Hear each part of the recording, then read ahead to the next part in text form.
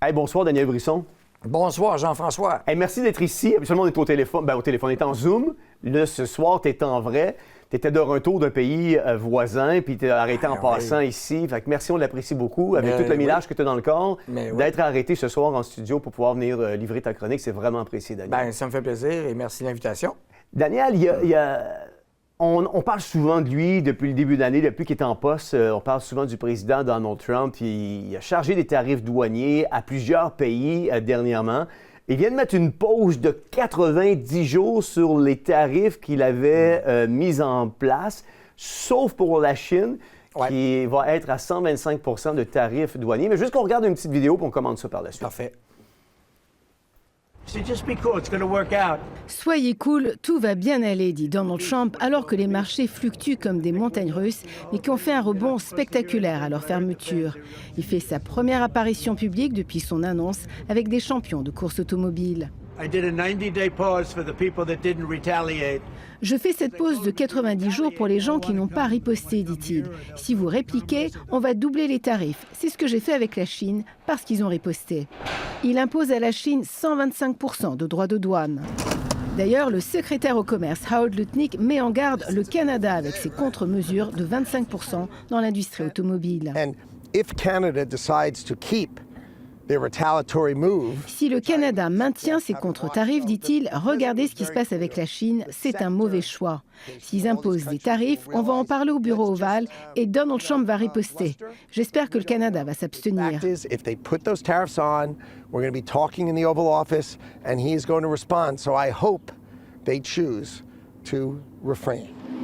Quant à la Chine, le bras de fer commercial est bien enclenché.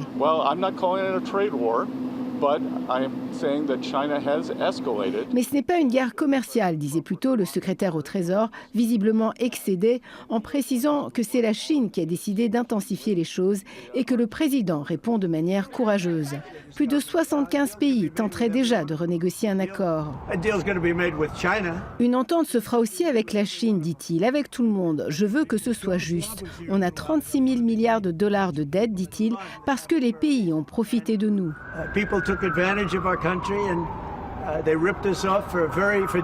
Et pourquoi ce changement ? Les gens devenaient craintifs, dit-il, pas comme ces champions ici, mais ce sont les fluctuations des marchés obligataires qui semblent l'avoir convaincu.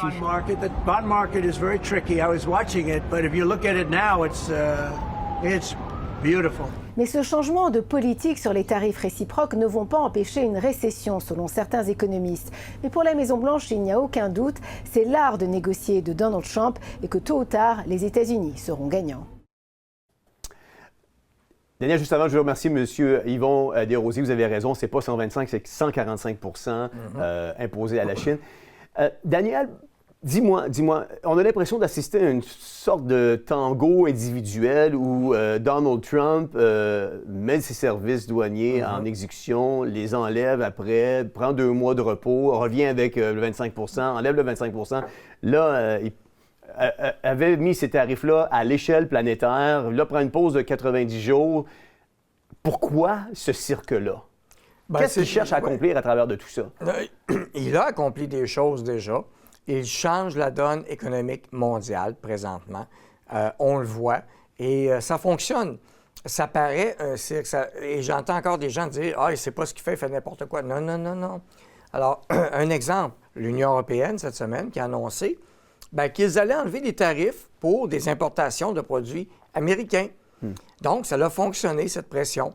Et sur d'autres pays aussi. Et ça lui a permis d'exposer beaucoup de tarifs que d'autres pays imposent aux États-Unis lorsqu'il a montré son tableau. Donc, il a levé le lapin du chapeau. Ouais. Et là, les gens le voient. Et le Canada, entre autres, on met beaucoup de tarifs sur ce qu'on importe des États-Unis. Et ça l'a paru. Et ce qui a encore plus paru, c'est nos propositions du Canada de faire des contre-tarifs contre les citoyens eux-mêmes canadiens. Vous devez comprendre que le gouvernement du Canada vous tire dans le dos. Ouais. C'est pas la faute à Donald Trump. Si le Canada vous impose des taxes et des impôts et des tarifs de plus par la tête. Yeah. Mais là, c'était clair, si le Canada continue à imposer des tarifs, il va y avoir des répercussions qui vont venir des États-Unis, là. Ah ben oui, parce qu'il y a les négociations qui s'en viennent l'année prochaine de l'accord de libre-échange à revoir et à refaire. Il prépare la table de négociation, mais avant de le faire, il expose ce que c'est. Parce qu'il n'y aura pas de négociation en cachette, comme ça se faisait peut-être avant. Ouais. Et là, les gens vont voir c'est quoi les négociations. Et les négociations ont commencé. C'est ça que les gens doivent comprendre. Ouais. Je répète, l'Union européenne a reculé elle-même. Ouais. Le Mexique, ça va bien aussi. De ce côté-là, ils n'ont pas mis de contre-tarif. Donc, Donald Trump met une pause de 90 jours. Bien, 90 jours, on devrait en profiter au Canada pour immédiatement riposter. Si on voulait être intelligent de scène, bien, on baisserait immédiatement les impôts, on abolirait les taxes de carbone et les bourses de carbone au Québec. Mais quand je dis abolir les taxes de carbone, c'est pas pour repasser ça pour d'autres systèmes par en source sous-marins hypocrites. Et on baisserait les impôts des entreprises immédiatement. Puis on enlèverait des taxes, on baisserait le gain en capital. Et on pourrait rendre le Canada beaucoup plus compétitif qu'il l'est actuellement si on voulait vraiment faire une force d'opposition aux États-Unis. Ouais. Depuis 2 semaines, la campagne officielle bat son plein. Mais quand on regarde les salles pleines de Poilievre et les foules qui semblent attendre des heures, on se demande, est-ce que les sondages racontent une toute autre histoire que ce que vit la population et les chefs des divers partis sur le terrain? Je m'explique. Y aurait-il 2 campagnes en parallèle, celle des chiffres, des sondages et des médias mainstream et celle des citoyens et ce qui se passe réellement sur le terrain? Oui, on pourrait être tenté de dire que les sondages ne sont pas réalistes, mais je le vois dans le fait de la population. Encore aujourd'hui, je l'ai vu dans les 3 dernières semaines, je l'ai vu dans le porte-à-porte, je l'ai vu dans Hochelaga-Maisonneuve, je l'ai vu dans Jonquière, je l'ai vu à Québec. L'effet de peur de Trump, ça fonctionne. Donc, l'effet de voter pour Carney contre Trump, ça fonctionne. Vraiment, c'est incrusté dans la tête des gens. Le battage médiatique a bien fonctionné. Poilievre, il rassemble encore des foules. Est-ce que les foules sont plus grosses que lorsqu'il faisait sa course à la chefferie? Je pense que oui. C'est ça. Il y en a des bonnes et d'autres, c'est un peu similaire. Mais il y a un mouvement qui ne veut pas Carney, donc ils vont se rallier vers Poilievre. Ben, c'est normal. Ça va fonctionner. Aussi, c'est un peu contre, hein? C'est toujours contre, c'est pas pour. Ouais. C'est Carney contre Trump, puis Poilievre contre Carney. C'est un peu ça. Donc, il va y avoir un certain ralliement qu'on peut voir de campagne. Mais les sondages, ce qu'il faut regarder, c'est peut-être pas le chiffre absolu présentement, mais les tendances. Et les tendances sont claires depuis que Carney est arrivé. Et il ne faut pas oublier que les sondages peuvent manipuler l'opinion publique, bien entendu. Ils servent peut-être à ça d'ailleurs aussi. Alors, peut-être qu'on devrait revenir comme dans le temps, interdire les sondages 2 semaines avant le vote, c'est fini, plus de sondage. Fait que ce que tu es en train de dire, c'est qu'indirectement, celui qui contrôle les élections fédérales canadiennes, c'est Trump. Fait que si Trump reste tranquille pour les 2 prochaines semaines, ça a l'avantage Poilievre, mais s'il fait son gros méchant puis que les gens le détestent davantage, ça va avantager Carney. Bien, possiblement oui, parce que les gens, ils cherchent un sauveur contre Trump. Et ça, je l'ai vu dans les portes, c'est incroyable l'effet. Et on l'a vu hier, un reportage à TVA, d'accord, on dit « Ah, ils ont choisi la personne ». Mais je le répète, c'est pas dur à trouver les personnes, tu sais, comme celles qui ont montré à TVA hier. Écoutez, c'est le fun. Elle va conduire une automobile japonaise, il n'y a pas de composante américaine. Ça n'a pas d'allure. Puis, je veux dire, ben vas-y. J'ai vu des gens dire, moi, j'ai hâte que les autos électriques chinoises arrivent pour en acheter, je n'achèterai plus d'américaines. OK. Ben, tu vas acheter une copie de Tesla, c'est ton problème. Mais je pense que le Québec va être dû pour revivre l'ère des Lada et des Skoda. Je pense que le Québec va revivre ça. Mark Carney semble parfois perdre patience et contrarié face à des questions simples des journalistes, notamment des journalistes francophones. Ouais. Il donne peu de voix à ceux-ci qui le questionnent sérieusement. Puis j'ai préparé une petite vidéo, puis on va la commenter par la suite, Daniel. Ouais. Les gens d'Ottawa, les gens de l'Ontario et les gens du Canada. En français, monsieur, sur M. Arrière, est-ce qu'on peut avoir une petite question en français aussi après, si c'est possible? D'accord. Mais que s'est-il passé en point de presse? Parce que toutes les questions, sauf la dernière, ont été posées uniquement en anglais. De mémoire, je n'ai pas souvenir de ça. Il y a seulement une question en français à la fin. parce que finalement, les francophones ont quêté une petite question, s'il vous plaît, là. Si c'est Pierre Poilievre qui avait fait ça. De contrôle du message. Si c'était Pierre Poilievre, il serait dénoncé mur à mur. On se comprend. C'est un peu ce qu'on fait en ce moment, mais... Mais c'est ça la job d'un attaché de presse, justement. OK, c'est de parfait. s'assurer qu'il y a une équité puis qu'il y a un équilibre francophone, anglophone, régional, national. C'est à ça qu'ils servent. La job de l'attaché de presse, c'est de protéger le boss, puis c'est ça qu'ils ont fait. Est-ce qu'il est temps de parler à M. Trump? Oui. Pour la deuxième partie, oui. Vous allez l'appeler? Oui. Quand? On verra. Tôt. Demain? Demain? Ah, OK, tôt. Ça suffit, hein? Est-ce qu'il est temps de parler à M. Trump? Oui. Pour la deuxième partie, oui. Vous allez l'appeler? Oui. Quand? On verra. Tôt. Demain? Demain? Ah, OK, tôt. Ça suffit, hein? T'as assez. Tu vois, ça, c'est un banquier. Ouais. Il est habitué de gérer puis de donner ses ordres. Ouais. Fait que quand il se fait contrarier un petit peu, là, c'est comme ça qu'il réagit. Ouais. Puis c'est ça, selon les sondages que tu dis, qu'on est en train de mettre au pouvoir. Imaginez, on est en période d'élection, puis il se fout royalement, puis il fait son petit dictateur frustré qui veut pas répondre aux questions, puis ça suffit.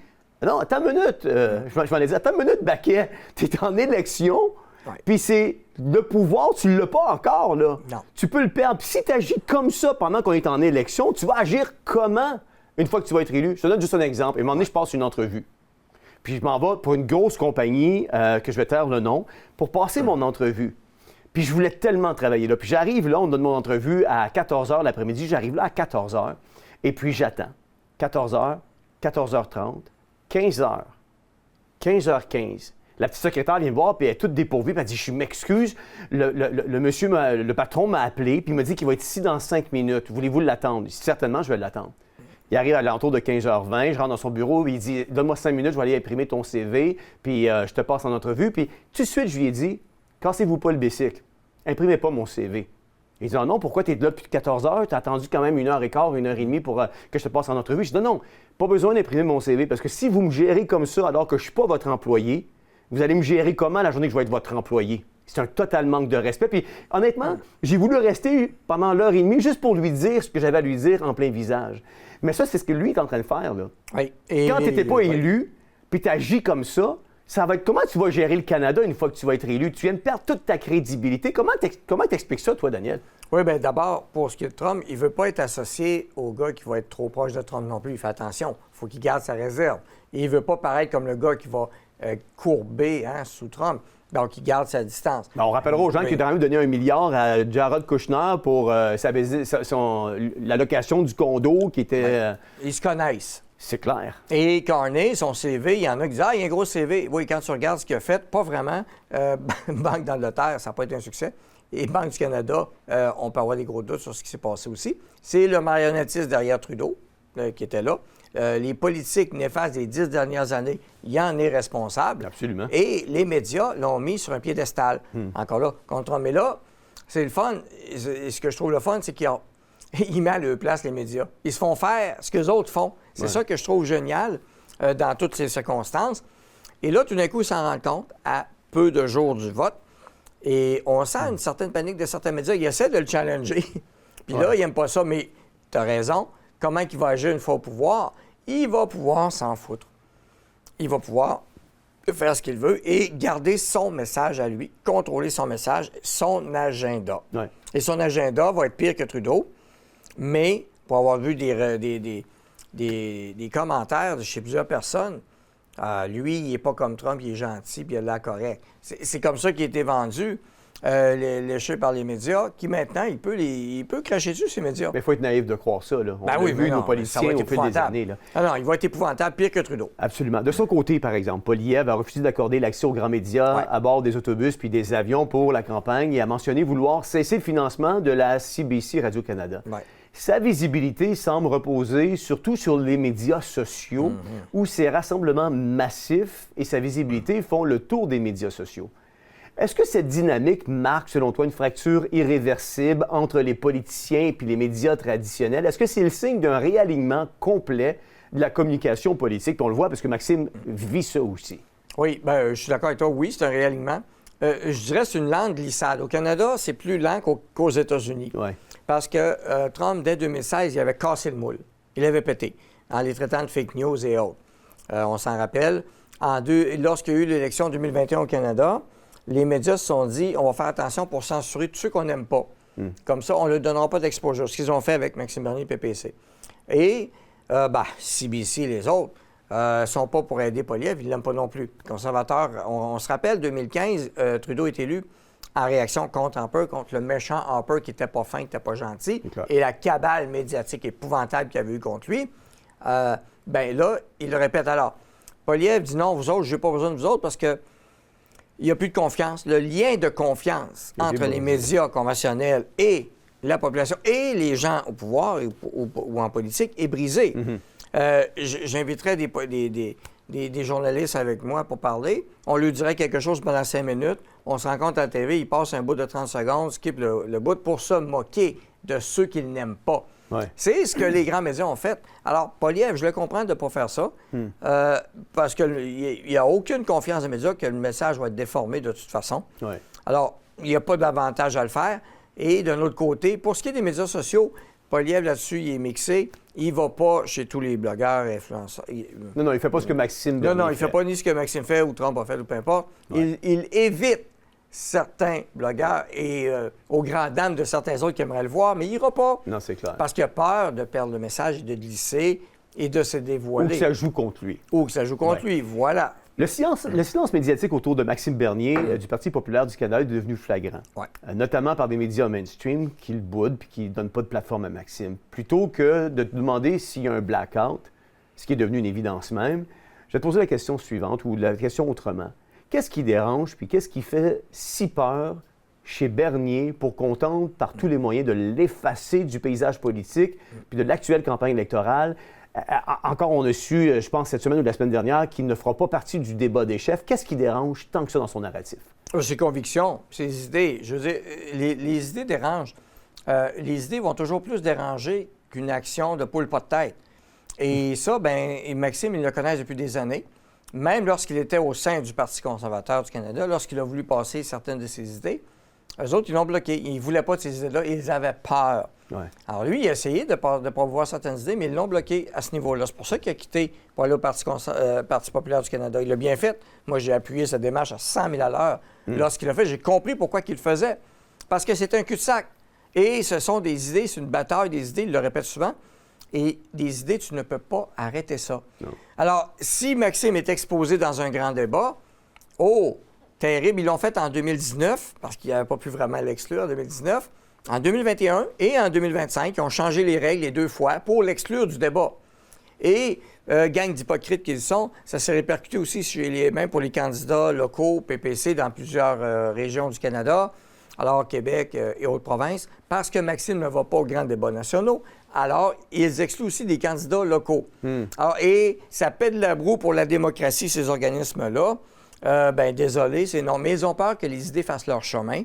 Et ce sont des idées qui ont du sens. La preuve, l'immigration de masse, ça fait déjà depuis des années que Maxime en parle.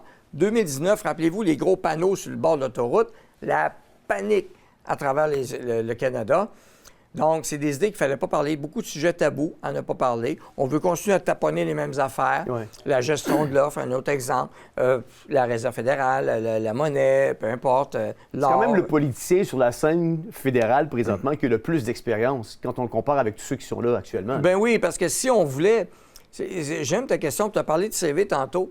On va choisir un premier ministre, mais on ne regarde pas les CV. Justin Trudeau, il n'y a jamais personne qui a regardé son CV. Un professeur de théâtre suppléant. En plus, il devait être mauvais. Mais je veux dire... moi, je pense qu'on a vu quelqu'un qui a bien fait son rôle. Il a bien joué son rôle. Oui, il a appris. Ils l'ont bien modelé pour ce rôle-là. Mais d'après moi, il ne fallait pas qu'il dépasse le cadre, là, parce que dès qu'il dépassait, ça capotait. Là. Il allait se cacher dans un trou de marmotte, là, comme lors du convoi. Mais on voit les impacts que ça a chez des gens qui n'ont pas de CV, qui n'ont pas la puissance de leur conviction non plus. Mark Carney a un beau CV, en guillemets, technique, mais on voit ses résultats désastreux. Maxime, ce qu'il a fait dans le passé, il a toujours livré. Ouais. Il y a eu les petits accrochages mineurs. Il n'y a rien là, puis il y en a qui vont dire « Ah, les dossiers secrets! » Bon, je vais répéter pour ceux qui qui ont raté ça depuis les 5 dernières années. L'histoire des dossiers secrets, il n'était plus secret. Parce que quand ça a sorti, c'était déjà sur le site web de l'OTAN. Puis je l'avais moi-même vérifié à l'époque. C'était pas de secret d'État, ça ne mettait pas en danger la vie de personne. C'était un discours technocratique présenté au sommet de l'OTAN, c'est tout. Il n'y avait rien, il n'y avait pas de plan stratégique, il n'y avait rien là-dedans. Donc quand il disait dossier classé, oui, mais il n'était plus classé parce que c'était déjà publié sur le site web. On s'entend. Donc ils ont monté une histoire et c'est sur ça qu'on va juger quelqu'un, alors que lui, il a toujours tenu ses convictions. L'inflation, la lutte à l'inflation, il en parle depuis 15 ans. Il a fait un livre aussi sur la monnaie, sur l'or, changer la donne. Et je pense que changer la façon d'imprimer la monnaie au Canada, ça dérangerait beaucoup de gens finalement aussi. Changer l'immigration de masse, ça changerait beaucoup de personnes, beaucoup de groupes qui en profitent. C'est qu'il y a beaucoup d'acteurs qui profitent de la situation du Canada actuellement. Le marasme dans lequel on est, il y a beaucoup de sangsues qui en profitent au détriment des citoyens. Et ils ont peur. Ils ont vraiment peur que quelqu'un se lève comme Maxime et qui accapare un mouvement qu'ils ne veulent pas voir se lever. Ils ne veulent surtout pas voir des citoyens se lever et être indépendants. Ouais. On le sait, les débats exclusifs, les règles opaques d'admission, les critères flous pour y participer, plutôt que de dénoncer encore une fois cette exclusion, j'aimerais te demander ceci. Et si le vrai débat avait déjà quitté les chaînes officielles? Est-ce que les médias alternatifs, les réseaux sociaux, les podcasts ne sont pas devenus le véritable lieu de débat public au Canada? Et je suis content, j'ai vu ta question, puis je suis content, j'ai eu le temps d'y réfléchir, c'est le fun, parce que tu as raison, c'est génial.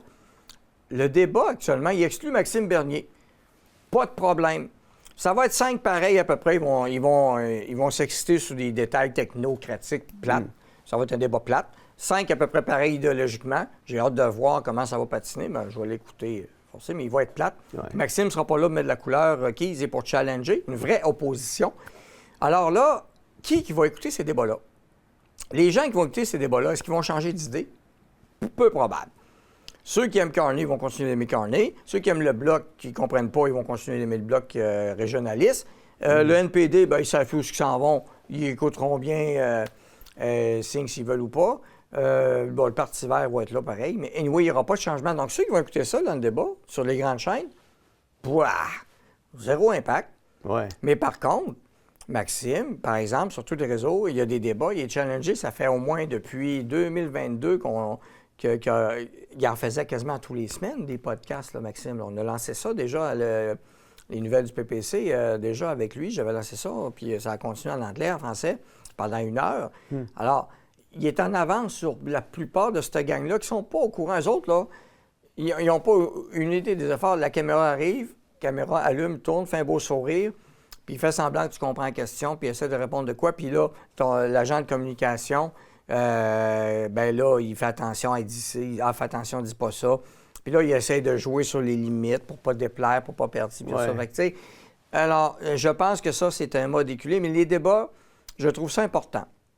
Les débats doivent continuer. Dans la formule actuelle, pour exclure des gens, non.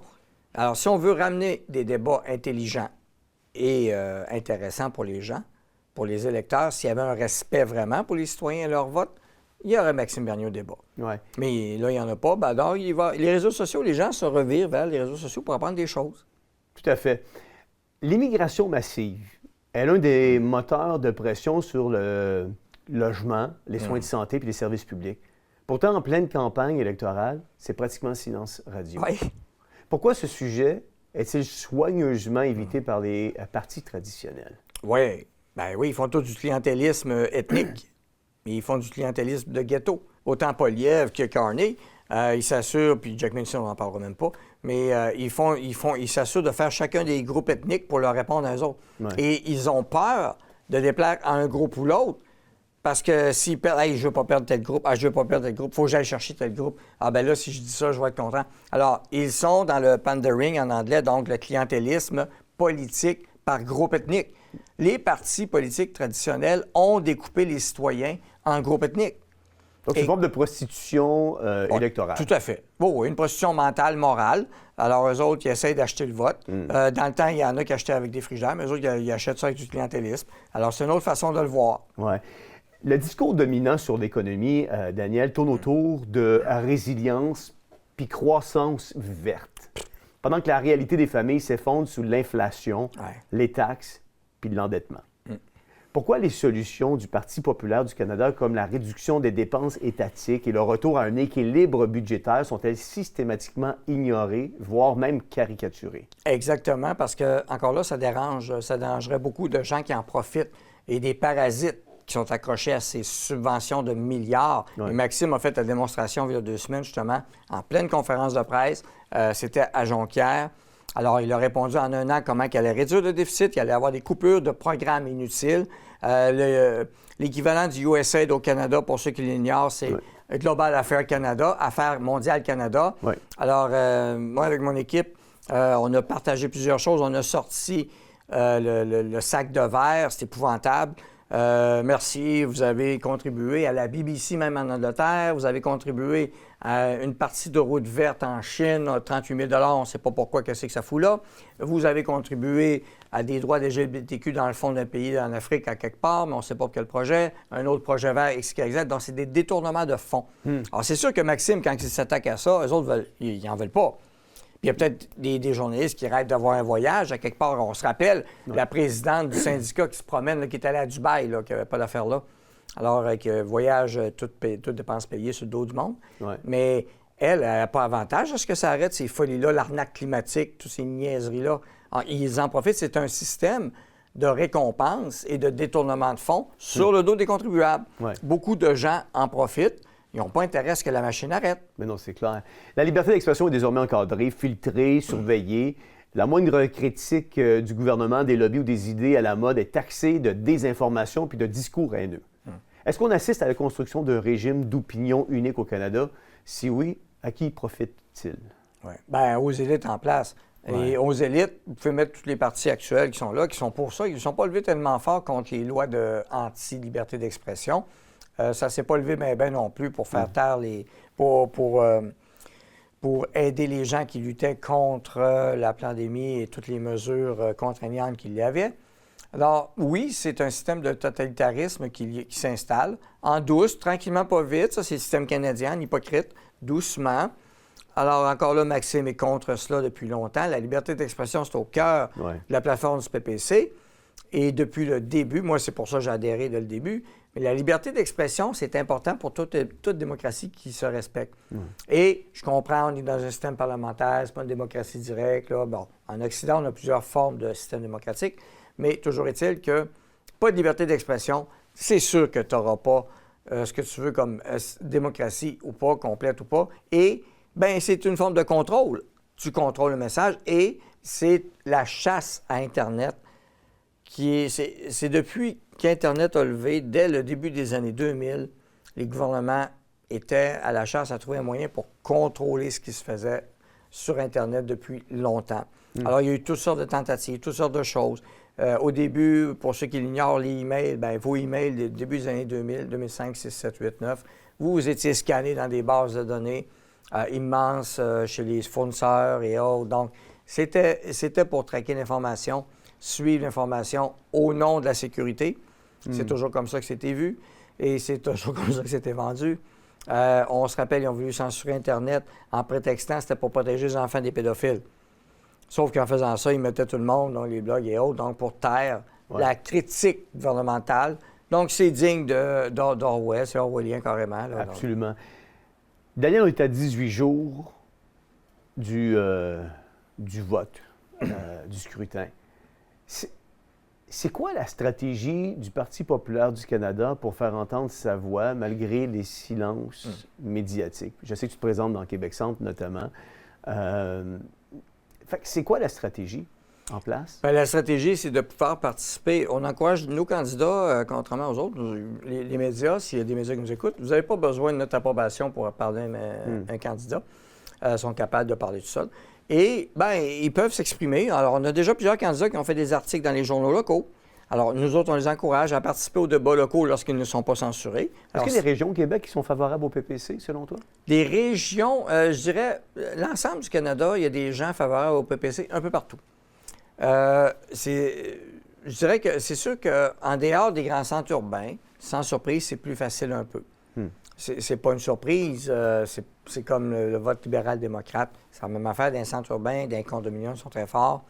Mais en dehors des centres urbains, le message du PPC passe assez vite. Mais tous ceux qui aiment la liberté, vraiment, ont une oreille attentive aux propos du Parti populaire du Canada. Des vraies réductions d'impôts. Un ménage, un Dodge canadien, nous autres, on est en faveur de ça, on l'a dit. Maxime est en faveur aussi d'une enquête sur la pandémie, avec ramasser une vraie commission d'enquête. Si ça prenait une commission d'enquête royale, pourquoi pas? C'est dans le système parlementaire britannique. Peut-être ça éclabousserait beaucoup à haut niveau. Puis ça reste longtemps, ça, des enquêtes comme ça. Donc, il y aurait de quoi à faire. C'est dur à dire telle région ou pas. Stratégie de terrain, donc c'est essentiellement ça. Être là pour appuyer, supporter les candidats qui vont vouloir se démarquer. Et dans Québec Centre, j'ai la chance d'avoir une extraordinaire équipe de bénévoles. Plusieurs m'écoutent ce soir. Bonsoir, merci beaucoup. Et merci à Marie-Josée, entre autres, qui a fait un gros travail, et toute son équipe qui partage ça actuellement. Merci à Diane, ma femme, qui me supporte là-dedans. C'est pas évident parce que c'est pas facile, c'est une cadence de fou. Mais c'est tout ce support-là qu'on sent des gens. Et c'est un support croissant. J'ai beaucoup plus de gens qu'en 2021. Donc, on pourrait avoir des surprises. Et le reste, on va le voir. On a beaucoup de nos candidats, qui ont fait des signatures récemment, ils ont eu plus de facilité qu'en 2021. Donc, c'est déjà un bon signe actuellement. Même Saint-Lô-Saint-Jean, c'était plus facile qu'il y en a qui pensaient. Et Saint-Lô-Saint-Jean, on est candidats dans les 3 principaux comtés. Je veux juste dire aux auditeurs qui nous écoutent ce soir, on a quand même, nous, lancé une demande à tous les partis politiques de venir sur notre tribune pour pouvoir nous parler de leur plateforme. Puis les seuls qui sont venus, puis en même temps, je trouve ça super le fun parce qu'on vous a boycotté sur les médias mainstream. C'est le Parti populaire du Canada. Donc, Maxime Bernier, le chef, et toi qui es le lieutenant du Québec pour le Parti populaire du Canada. Puis je tiens à vous remercier d'avoir accepté notre invitation parce que je pense que c'est comme ça qu'on peut faire connaître le Parti populaire du Canada. Non pas qu'on favorise nécessairement le Parti populaire du Canada. On a envoyé cette demande-là à tous, mais vous avez accepté de venir pour débattre de vos idées par rapport à ça. Et je tiens à vous en remercier. Ma dernière question pour toi ce soir, Daniel, c'est pourquoi cette élection, elle est cruciale pour l'avenir du Canada, celle-ci, entre autres? Ah bien absolument, c'est crucial parce qu'on est à un point tournant. Les rapports ont sorti du PIB actuellement. Le Canada est dans un pire dans le monde. On est en très mauvais état actuellement. Donald Trump a lancé une bravade. Est-ce qu'elle est réelle ou pas? Est-ce qu'elle est sérieuse ou pas? Je peux vous dire que l'idée fait son chemin à grande vitesse, à vitesse grand V dans plusieurs provinces, dont le Québec, dont l'Alberta principalement, Saskatchewan aussi, le 51e État. Si le Canada ne fait rien pour se redresser, c'est sûr que le Canada va diviser peut-être en 3. Entre la Chine communiste, peut-être la Russie, peut-être les États-Unis ou peut-être un petit bout de l'Union européenne. On lui laissera un bout de deal à quelque part, comme Saint-Pierre-Miquelon. Mais à part ça, je veux dire, le Canada s'en va où? Il n'y a pas de direction et de vision pour le Canada actuellement. C'est ça l'enjeu. Il n'y a pas de leadership. Et dans le temps, lors de la Confédération et dans le temps avant aussi, on pouvait détester à la fois Pierre Trudeau ou d'autres grands qu'il y a eu, mais il y a eu des visions, peu importe qu'on soit d'accord pas, il y avait une certaine orientation. Wilfrid Laurier avait son orientation, Mackenzie aussi, mais quelle est la vision actuellement des autres? Bien, désolé, je vais prêcher pour ma paroisse parce que Maxime a une vision pour le Canada. Un Canada fort et libre, un Canada dans lequel les provinces vont s'épanouir individuellement en respectant la Constitution actuelle déjà, ce qu'on n'a pas fait. On a plutôt appris à piler sa Constitution sur les citoyens et sur les provinces, dans l'acceptabilité totale de la fausse opposition qu'il y avait là. Donc, il n'y a pas de vision pour le Canada actuellement. C'est ça le danger. Un pays s'en va où s'il n'y a pas de vision? Et ce qu'on a fait, c'est qu'on a noyé la base du Canada avec l'immigration massive.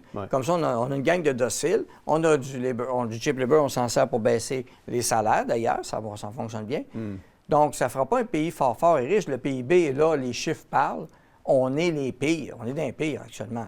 Donc, il n'y a pas un gros avenir avec ça. Il y a PPC qui peut nous remettre ses... Bien, c'est le choix des gens. Et le choix, il y en a qui disent « Ah, mais ça se peut que vous perdiez ou pas. » C'est pas nous autres qui perdent. C'est vous autres, les citoyens, qui allez perdre. C'est pas... c'est ça. C'est ça qu'il faut vous réaliser. Vous avez le choix. C'est pas vrai que vous n'avez pas le choix. Vous avez le choix. Si vous ne le prenez pas, c'est votre choix aussi. Oui.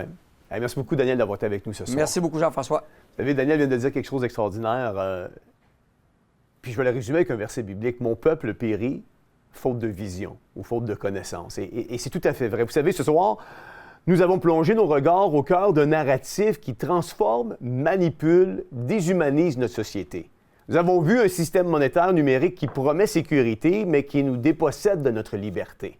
Nous avons vu une idéologie climatique qui prétend vouloir sauver la planète, mais qui, dans les faits, à travers ce message, désire reprogrammer nos comportements. Nous avons vu une campagne électorale qui semble démocratique, mais où le débat est, dans les faits, verrouillé. Les voix sont censurées et les vérités sont inversées et sanctionnées. Et pourtant, au milieu de ce brouillard, là où la confusion risque de brouiller notre compréhension de ce qui prend place, une lumière éclaire tel un phare dans la nuit. Cette lumière ne vient pas d'un plan économique, elle ne vient pas d'une réforme politique, elle ne vient pas d'une religion ou d'un quelconque lobby, mais elle vient d'une personne, Jésus-Christ. Et c'est précisément dans les paradoxes de notre époque que se manifeste la puissance de son message. Le monde promet l'émancipation, mais nous enchaîne. Il crie justice, mais piétine les innocents. Il parle d'avenir, mais détruit les fondements. D'un côté, il glorifie l'homme, de l'autre côté, il méprise Dieu. Il promet la vérité, mais nous submerge de mensonges. Les temps sont graves, pourtant l'espoir pour nos vies est bien réel. Cet espoir ne se retrouve pas, pardonnez-moi, dans un plan mondial, ni dans un programme électoral, pas dans une réforme économique, mais en Jésus mort et ressuscité pour qu'à travers son sacrifice, nous vivions. Ce soir, ce n'est pas une émission que nous terminons. C'est un appel que nous lançons de revenir à Jésus, d'oser la vérité, de choisir la vie, parce qu'un monde sans Jésus, c'est un monde sans but, sans espérance et sans avenir. Mais avec lui, à nos côtés, tout redevient possible.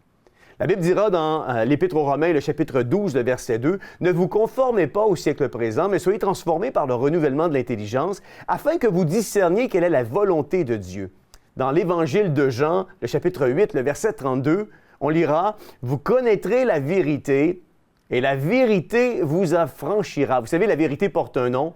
Son nom, c'est Jésus, et c'est le seul qui peut nous libérer. Dans l'Ancien Testament, dans le livre d'Ésaïe, le chapitre 33, le verset 22, ça nous dit, ça va comme suit, « Car l'Éternel est notre juge, l'Éternel est notre législateur, l'Éternel est notre roi, c'est lui qui nous sauve. » Et ce soir, ma prière, c'est que vous puissiez réfléchir à ce que demain vous réserve. Si votre vie partirait comme dans un claquement de doigts, dans les minutes qui suivent, dans la journée qui suit, où penseriez-vous l'éternité? Et je pense que ça, c'est l'enjeu le plus important. Au-delà des changements climatiques ou de ce arnaque des changements climatiques, au-delà des élections, où passerez-vous l'éternité? Bien, je vous appelle ce soir à réfléchir. C'est Jean-François Denis qui vous dit bonne réflexion et à la semaine prochaine.